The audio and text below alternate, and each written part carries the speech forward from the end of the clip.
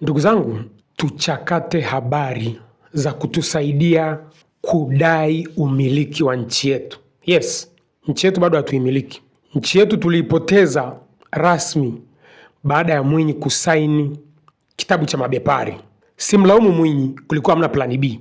Lakini kwa sababu tunajua msingi wa matatizo yetu uko wapi, kwa ni vizuri tukarudi pale pale tukaparekebisha. Yaani hakuna kitu kizuri kama kujua tatizo linalokusumbua. Wanasema kujua ugonjwa ni kama nusu ya kupona, kwa sababu umeshajua kinachokuuma, kinachofuata ni dawa sahihi ya ugonjwa wako. Unaumwa typhoid, unaenda kuchukua dawa za malaria, huwezi kupona na unaweza hata ukafa. Kwa hiyo kujua tatizo sahihi ni kama zaidi ya nusu ya kupona, kwa sababu unahitaji dawa sahihi. Ndugu zangu, uhuru wa kweli wa nchi ni nchi husika, ni wananchi wa nchi husika kuendesha uchumi wao. Hiyo ndio tafsiri ya uhuru wa kweli. Unataka ushahidi? Kwa sababu jenzi wanapenda tupe ushahidi. Kenya walifanya nini kwenye bunge lao? Kenya lazima tujifunze vitu vingi sana. Walilichoma bunge na walikuwa pia wanaelekea kwenda kuichoma ikulu. Yaani kama sio nguvu ya ziada kutumika, wale jamaa walikuwa wanaingia ikulu na waiharibu na ikulu. Lakini ilibidi itumike nguvu ya ziada. Ni kitu gani kiliamsha yale machafuko? Njaa. Njaa haina breki. Yaani mwenye njaa akishajitoa ufahamu inabidi umuue. Ndio maana kilichotokea Ufaransa, mtu asikujaze kwamba eti PSG kushinda. PSG kushinda uhalifu mkubwa vile ufanyike nchi nzima. Ile ni tafsiri ya watu wana njaa. Watu wanashindaga vikombe zaidi ya Champions League, makombe ya dunia. Nchi haiwezi kuwa na uvunjifu wa amani kiasi kile kilichofanyika Ufaransa. Ufaransa na Uingereza ni nchi hatari. Nende kwenye habari ndugu zanguni. Ndugu zangu, kuna habari zimechakatwa Marekani.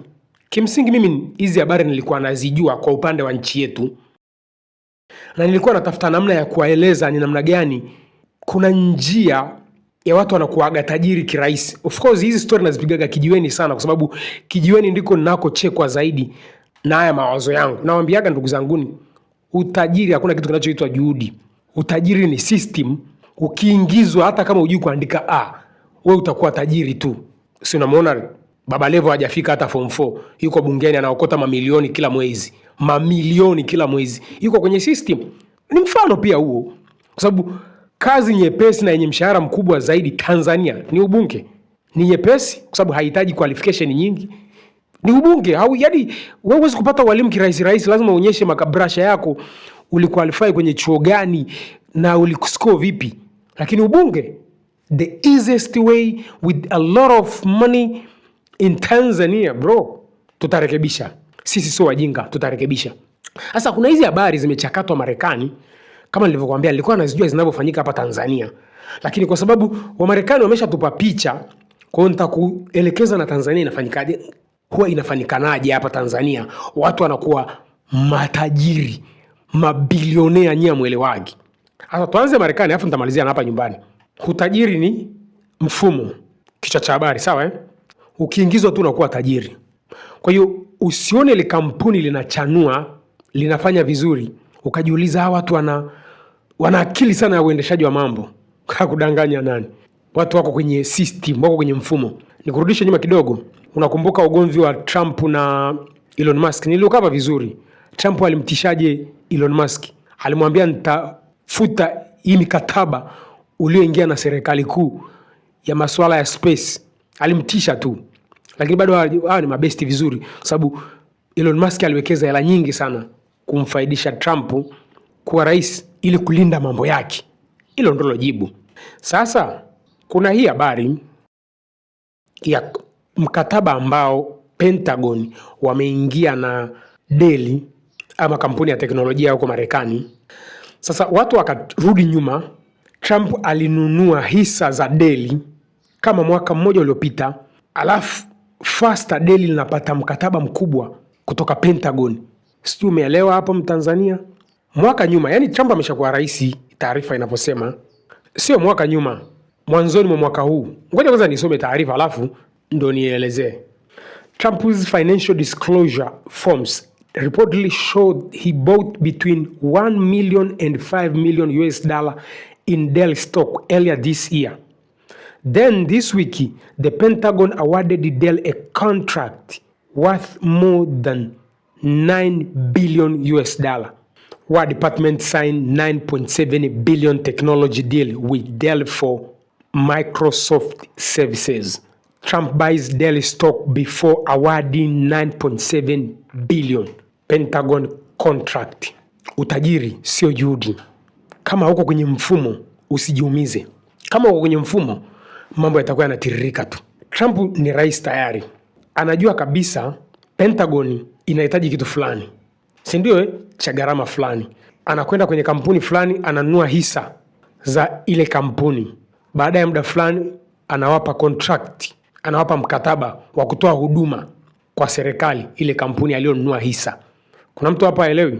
Yaani kwa kifupi kampuni ya Trump ndio inatoa huduma serikalini. Hayo mambo yanachezeka sana nchini kwetu. Uongo kweli? Unajua kwenye nchi za kibepari unyonyaji umehalalishwa Sasa kwenye huu muktadha ambao manake ni kampuni la Trump linalotoa huduma serikalini kwa sababu tayari amenunua hisa, manake faida inayokwenda kutengenezwa kwenye hili kampuni na yeye anapata. Tuelewane? Hata kama Dell ni la mtu mwingine, wakina Microsoft huko, sio wakina Bill Gates huko, lakini bado Trump na yeye atapata faida. Tukienda kwenye nchi zangu pendwa, scenario kama hii huwezi kuikuta. Sawa China wapi, huo ujinga haupo. Kwa sababu nchi ni ya wananchi. Tuelewane? Ujinga huu wa Trump huwezi kukuta China. Yaani kwa sababu Pentagon ingekuwa ni kitengo cha jeshi la kujenga taifa la wa Marekani kutoa huduma kwenye hicho kitu ambacho Trump ameingia contract. Sasa nimekuambia nitakupa picha ni namna gani hapa Tanzania watu walikuwa wanafaidika kulingana na hii picha ya Trump. Kabla Magufuli hajawa rais, namaanisha kipindi cha Kikwete, mimi niko kwenye ujenzi tangia niingie Dar es Salaam. Kulikuwa na makampuni ya ujenzi hapa katikati ya mji. Namaanisha Posta, Kariakoo, hiyo ndio Dar es Salaam. Yenye project miradi ya multi-billion kama sio multi-trillion. Lakini kampuni haina hata wheelbarrow, hata ndoo haina. Yaani haina vifaa. Lakini kampuni ina miradi ya multi-billion kama sio multi-trillion. Kila mtaa hii kampuni ilikuwa inajenga. Kila mtaa. Ameingia Magufuli madarakani, ile kampuni ikafa. Kwa nini ilikufa? Ikafa kabisa. Mpaka na jina likafa. Magufuli alipoingia madarakani. Utajiri ni system. Ingekuwa ile miradi ambayo ile kampuni ilikuwa inatekeleza, ilikuwa ni miradi ya Watanzania chini ya kampuni la Watanzania. Sijasema wawekezaji wazawa, sijasema contractor wa kizawa. Hakunaga contractor wa kizawa. Toa kabisa hiyo. Kamwambia hata waziri mkuu anajua hiyo michezo inavyochezeka. Yaani ujenzi wa Dar es Salaam wote unafanywa na jeshi la kujenga taifa la wana Dar es Salaam, JKT kitengo cha Dar es Salaam. Hiyo kampuni ingekuwa iko yani ime excel kiasi gani? Mtu atajiuliza hoja yako ni nini?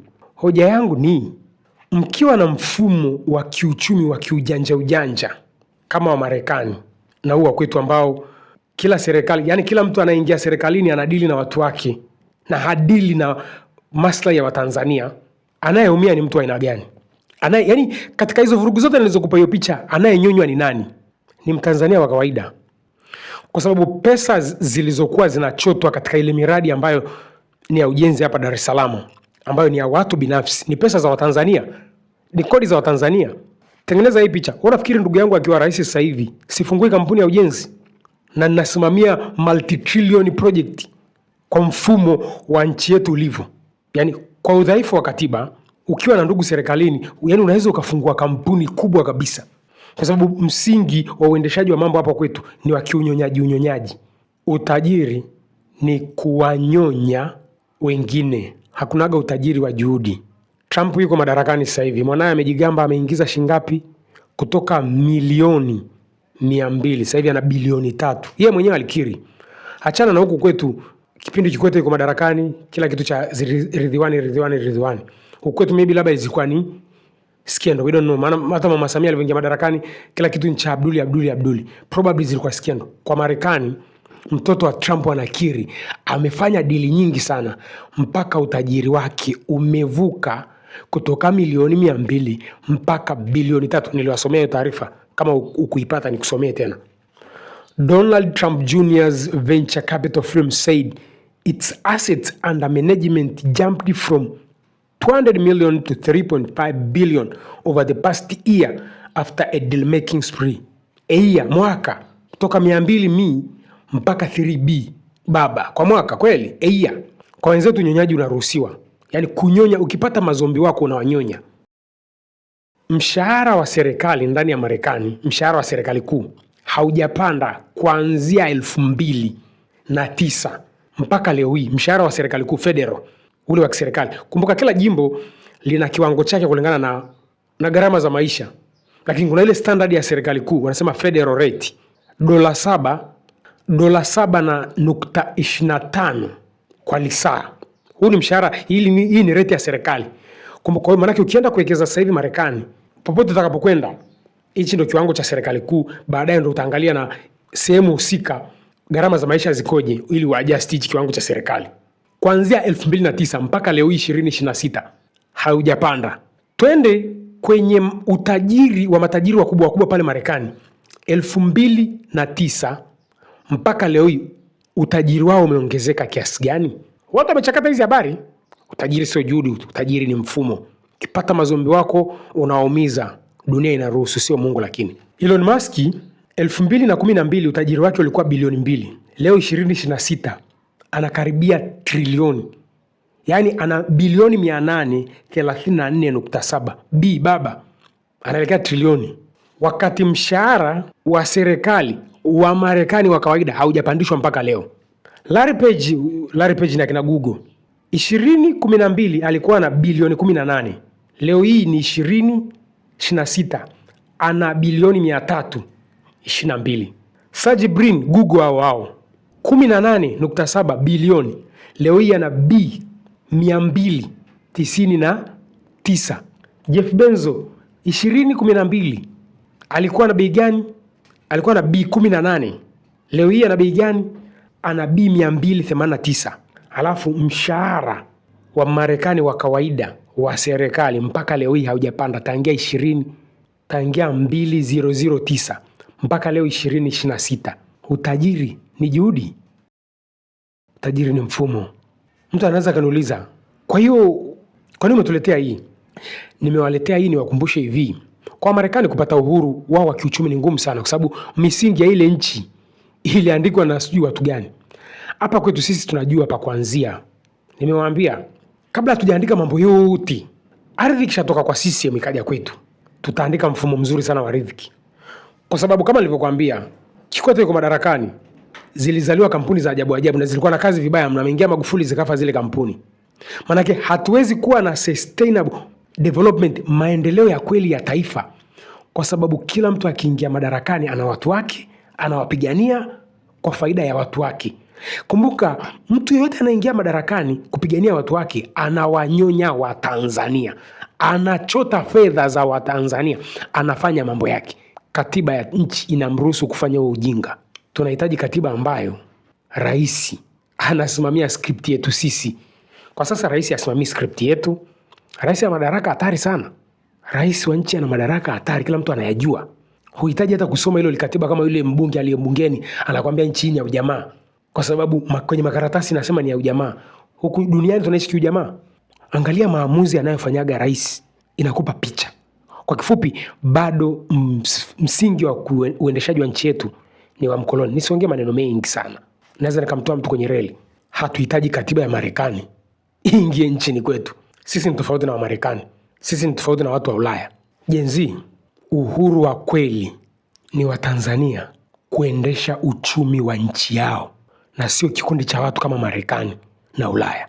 Jenzi, nyie ndo target ya mabadiliko ya nchi yetu.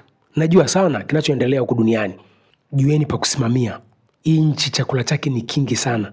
Kumbuka, hatuhitaji kazi ili tuishi, tunahitaji riziki ili tuishi.